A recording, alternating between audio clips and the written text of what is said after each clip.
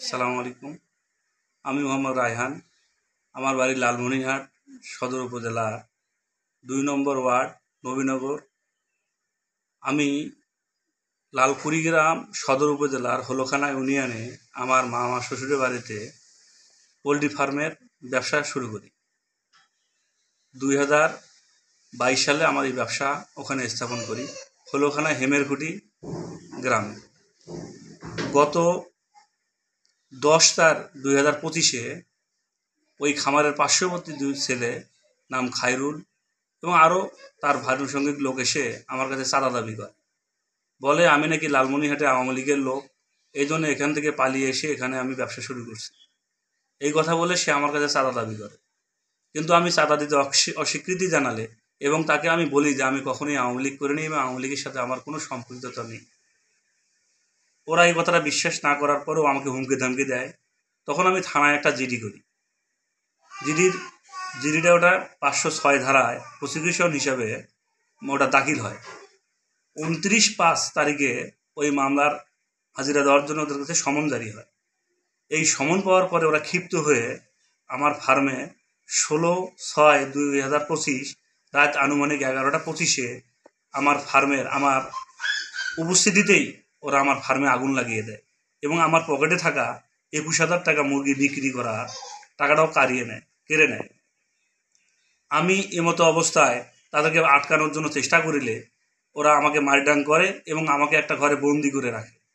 আমি মোবাইলে ফায়ার সার্ভিসে ফোন করিলে ফায়ার সার্ভিস ঘটনাস্থলে উপস্থিত হওয়ার আগেই আমার ঘর পুরি ভস্ম হয়ে যায় এবং এলাকার মানুষ এসে আমার বাউন্ডারি ভেঙে ওই আগুন নিভানোর চেষ্টা করে।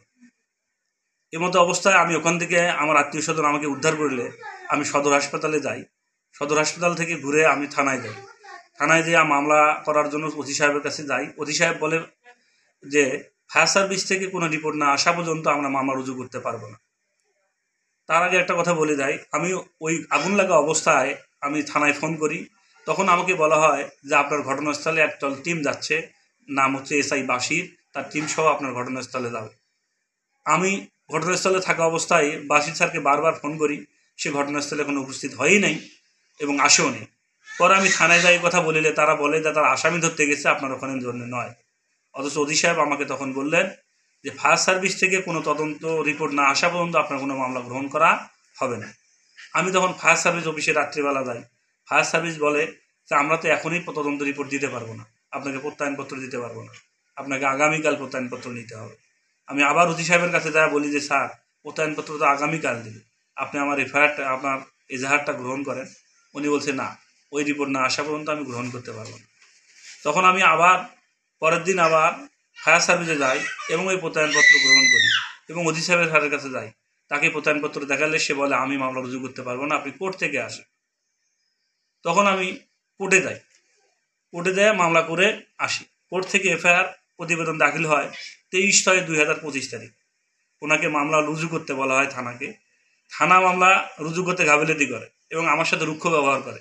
আমি থানায় গেলে আমাকে রাফ ব্যবহার করে, আমাকে বলে যে আপনি মিথ্যা মামলা করছেন, মানে হুমকি ধামকি দেয়। আমি আবার কোর্টে গেলে কোর্ট থেকে আবার ওই কাগজ নিয়ে এসে ওনাকে দিলে উনি কাগজ বলে ১ তারিখের আগে কোনো মামলা রুজু হবে না। আচ্ছা, ১ তারিখে আমি গেলে উনি আমাকে বলে যে আমাদের কাজ চলমান আছে, আমরা ব্যস্ত আছি, আপনি পরে আসেন, কখন মামলা রেকর্ড করতে হবে না করতে হবে সেটা আমরা বুঝবো, আপনাকে বলতে হবে না। আমি তারপরও এসআই নুর আলম স্যারকে বললাম, স্যার আমার মামলাটা কি রেকর্ড হয়েছে? কয় হ্যাঁ রেকর্ড হয়নি, আমাকে দায়িত্ব দিচ্ছে, আমি আপনার মামলা আপনি এখানে বলার দরকার নেই, আপনি ওসির সাথে যোগাযোগ করেন। আমি ওসি স্যারের কাছে গেলে ওসি স্যার বলে যে আপনি এত ঘন ঘন থানায় আসার কী দরকার, আইনের কাজ আইনই করবে, আপনি চলে যান। উনি আমাকে ভয় ভীতি এবং ধমকি দিয়ে এখান থেকে বের করে দেয়। তারপর থেকে ওই মামলার আজ পর্যন্ত কোনো আসামি রেকর্ড হলো না, অ্যারেস্ট হলো না এবং কোনো তদন্তও হইল না। আমি খুব অসহায় বোধ করতেছি এই মামলার ভবিষ্যৎ নেই। এই মামলার